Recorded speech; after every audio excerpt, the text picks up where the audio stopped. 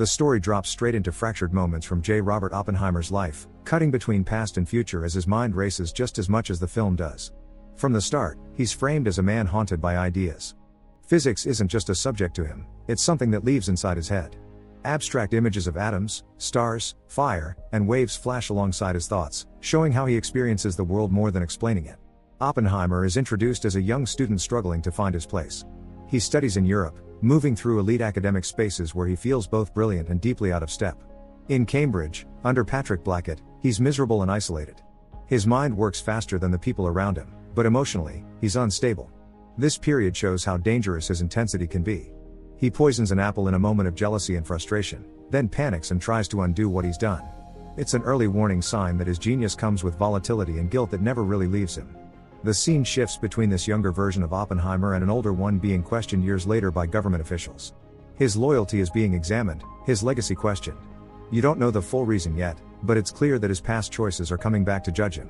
As a young man, Oppenheimer finds direction when he discovers theoretical physics. Unlike experimental work, it allows him to think freely, to imagine realities that can't be touched. He begins teaching in the United States, where his charisma finally matches his intellect. Students are drawn to him, as he speaks fast, thinks faster, and inspires people simply by the way he sees the universe. His reputation grows fast. Once he settles into teaching in the US, he becomes a kind of magnet. Students crowd his lectures, not because he explains things cleanly, but because he makes them feel like they're standing at the edge of something huge. At the same time, his personal life stays messy. His relationship with Jean Tatlock deepens and fractures again and again. She pulls him toward radical politics and emotional chaos, while he keeps trying to balance passion with ambition. The scene shifts back to the older Oppenheimer in interrogation rooms. The questions turn colder, more accusatory. His political past, his friends, his lovers, all start to matter. It's clear that the government no longer sees him as just a brilliant scientist, they see a liability. As Europe edges closer to war, the atmosphere becomes scary. News of Hitler and Nazi scientists pushes theoretical physics out of the abstract and into something urgent. Oppenheimer begins to understand that ideas can become weapons. This is where his brilliance stops being academic and starts being dangerous.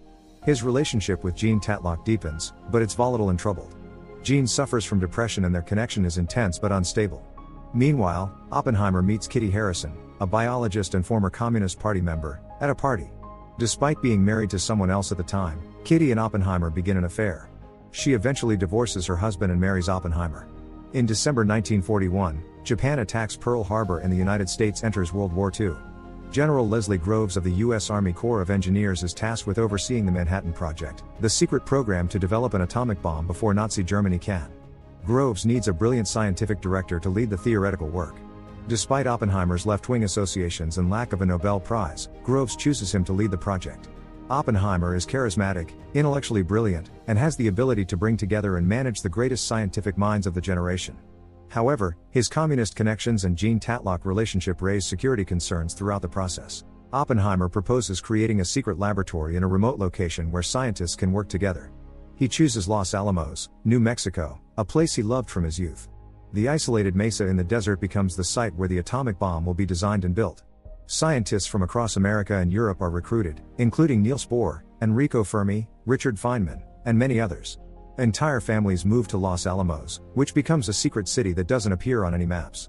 The scientists work under intense pressure and secrecy. Meanwhile, Jean Tatlock re-enters Oppenheimer's life. Despite being married to Kitty, he meets with Jean in San Francisco. They spend the night together in her apartment, and this meeting is observed by security agents.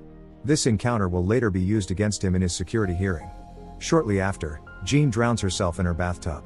At Los Alamos, the scientific work intensifies. The team explores different designs for the bomb, a uranium gun-type bomb and a more complex plutonium implosion bomb. The implosion design requires a test to prove it will work. Oppenheimer learns that Germany has surrendered in May 1945, meaning the Nazis will not have a bomb. Some scientists question whether they should continue now that the original justification, beating Hitler, no longer exists, but the project continues, now focused on ending the war with Japan. The team prepares for the Trinity test, the first detonation of a nuclear device, in the New Mexico desert.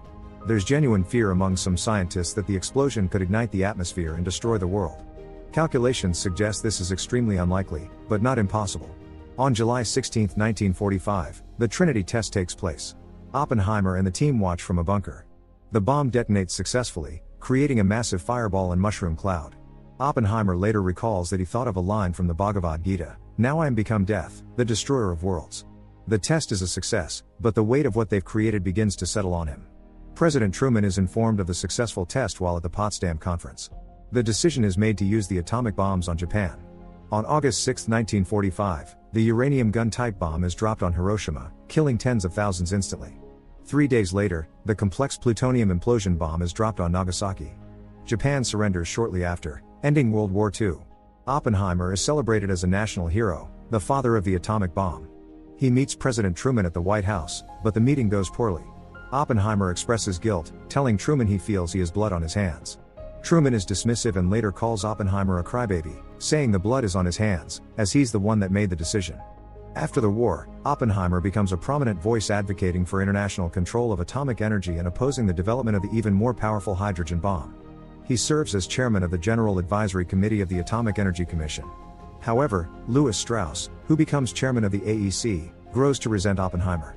Their relationship deteriorates over various disagreements, including Oppenheimer's opposition to the hydrogen bomb and his humiliation of Strauss during a congressional hearing about nuclear isotope exports. As the Cold War intensifies and McCarthyism takes hold, Oppenheimer's past communist associations become a liability. In 1953, President Eisenhower orders that a blank wall be placed between Oppenheimer and all government secrets. During the hearing, Oppenheimer's past is dissected, his relationships with communists, his affair with Jean Tatlock, and his initial opposition to the hydrogen bomb. Former colleagues and friends testify both for and against him. Edward Teller, a former colleague who championed the hydrogen bomb, gives damaging testimony suggesting Oppenheimer is a security risk. The hearing becomes a show trial. Despite Oppenheimer's contributions to winning the war, his security clearance is revoked in a 2-1 vote. This effectively ends his influence in government scientific policy. He's been destroyed not for espionage or disloyalty, but for his moral objections to the weapons he helped create. In the parallel 1959 timeline, Lewis Strauss's Senate confirmation hearing reveals how he orchestrated Oppenheimer's downfall out of personal vendetta. Witnesses testify that Strauss manipulated the security hearing, stacked it against Oppenheimer, and used it to remove a rival. The Senate ultimately rejects Strauss's nomination, ending his political career. In 1963, President Johnson awards Oppenheimer the Enrico Fermi Award as a gesture of rehabilitation. Oppenheimer accepts, partially vindicated but never fully restored. A few weeks later, Oppenheimer and Einstein have a conversation by a pond at Princeton's Institute for Advanced Study. Oppenheimer expresses his fear that they may have started a chain reaction that will destroy the world. Einstein's expression is haunting, suggesting he shares this fear. In the final moments, we see visions of nuclear explosions destroying the world, a visualization of Oppenheimer's nightmare that the weapon he created might lead to humanity's extinction. His scientific triumph becomes his moral burden, a weight he carries for the rest of his life. J. Robert Oppenheimer died in 1967 from throat cancer. His security clearance was not officially restored until December 2022, over 50 years after his death, when the US government finally acknowledged the injustice of the 1954 hearing. Make sure to like, comment and subscribe for more notifications. Until next time. See you soon.